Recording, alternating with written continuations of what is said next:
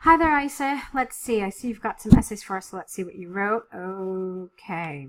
Task 1. The bar chart gives information about the number of people who own pets in 6 different countries in between the years of 1990 and 1998. The statistic is given by World Pet Organization. Okay, you didn't even need to write that. You could have left this out. Overall, we can see from the chart that the total number of pet owners in the countries hit a peak with over 800,000 in 1994, whereas in the following year, the number of those, you could have just said the number, all right? You don't need to repeat this. The number dropped significantly and made up the lowest pattern. That's a little awkward. I don't have the chart in front of me, but if I remember it, and based on what you've written here, I would have said in the following year, the number dropped significantly, reaching its lowest point. Okay, so this way we now know that the highest figure was in 1994 and the lowest was in 1995.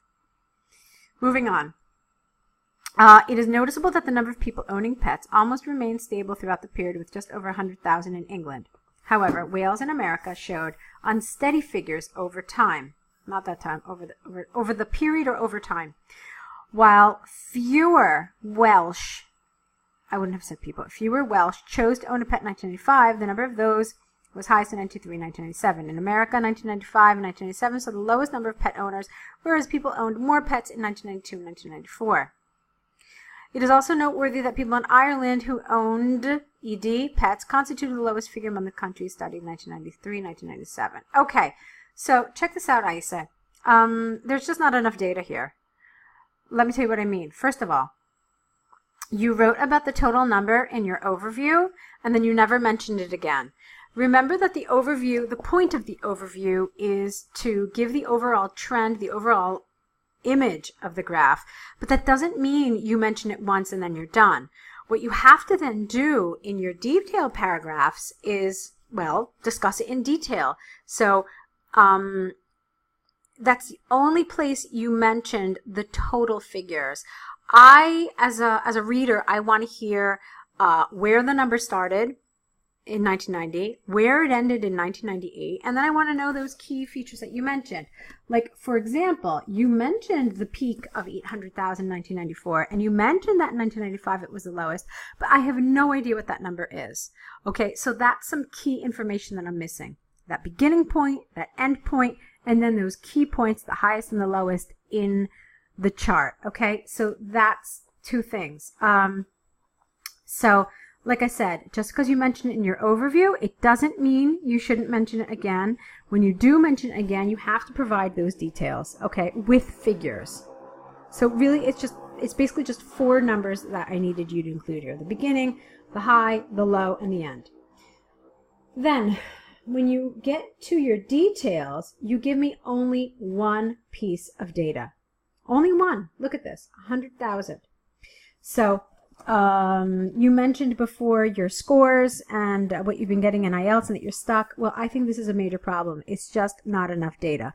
So what would end up happening here is that you're not getting the score you need for task achievement because you're missing data. Okay? The grammar is fine. Lots of things are fine. I mean, lots of things are getting you a good score, but this is absolutely keeping you back. I can say that with certainty.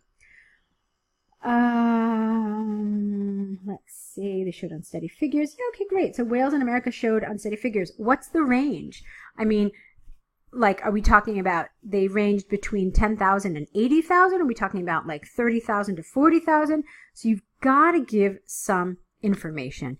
What your goal is with task 1, okay, like a really, really, really strong task 1, is one where the reader is able to pretty much visualize it, or in an ideal situation, actually draw it with some accuracy, okay?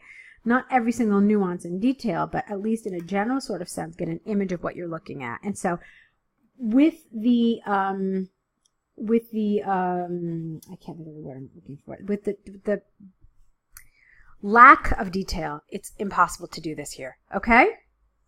All right. But that doesn't mean you can't fix this, because it's just a matter of detail. Let's move on to your task 2. In the contemporary era, international trade has been growing considerably. While some people believe this trend enables many advantages to the education of a country, such as exchanging concepts, language, and culture, Others claim that it might have some harmful impacts on that country. In this essay, I will outline some reasons for both views and present my conclusion. How about this? Now, the essay asks you to discuss both views and give your opinion. What you need to do in that case is present your opinion in your introduction. Why? Because if you look at the band descriptors for task 2, if you look at the band 7, it says present a clear position throughout the essay. What does that mean throughout? It means from beginning to end. So the examiner doesn't want to, it's not like a horror movie where you want to be kept in suspense the whole time. You want to know what the writer's position is from the beginning because it's clearly been asked for. It says discuss both views and give your opinion. So tell me from the beginning. For example, in this essay, I will explain why I believe blah, blah, blah, and outline reasons for both views. Something like that, okay? But you do need to state your opinion. On to your body paragraph now. In terms of education, there are a number of positive aspects of international marketing. Comparing with the past, undoubtedly accessing information is now easier and cheaper. This is because, for instance, one does not need to go abroad to find a book he needs and can buy that product at the original price. It is also known that costs of some products have decreased due to the competition increasing along with international marketing. In addition, education in a foreign country is more affordable at present, which seems to be a necessary task for achievement in academic life. All right, so basically what you've got here is you've got some nicely written sentences. However, there is no support.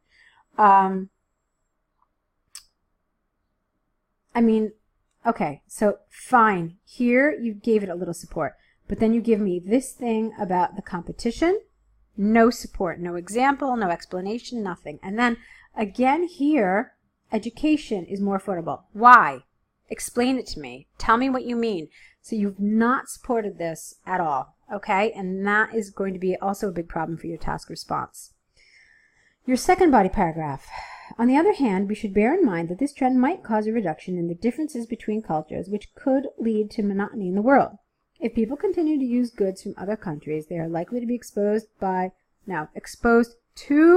the cultures of those countries in trade. Consequently, people might forget traditions and customs. Furthermore, there would be a danger of losing consciousness,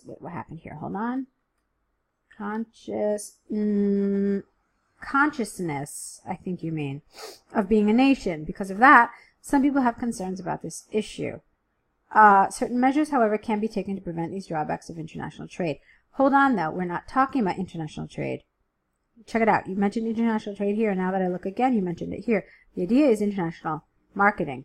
They are not synonymous. They're two different things. So make sure that you review and revise and see what the difference is between them and what we mean by international marketing, because it looks like there are a couple of areas where you've misunderstood and you've kind of taken these to be synonyms where in reality they are not.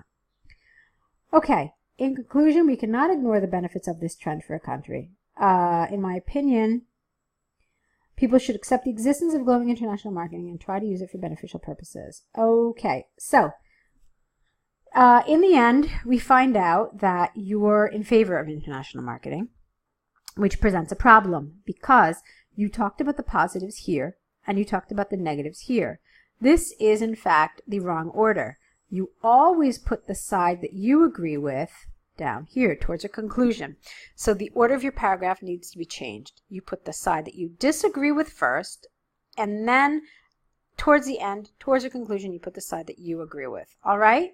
So I said, here's what I see here in these essays. You've got some really good elements. You've got a nice control of grammar and vocabulary, but we do need to work on your test taking and your writing skills a little bit. I think this is what's holding you back from getting the score you need. I am absolutely convinced that if we work together, you will get the score you need because you do have those really good elements in grammar and vocabulary.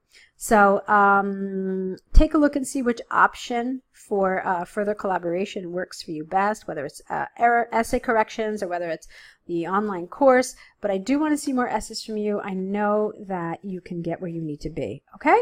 So that's the end of this correction. I hope you found this feedback helpful. I'm wishing you lots and lots of luck, and I really want to see more essays from you in the future.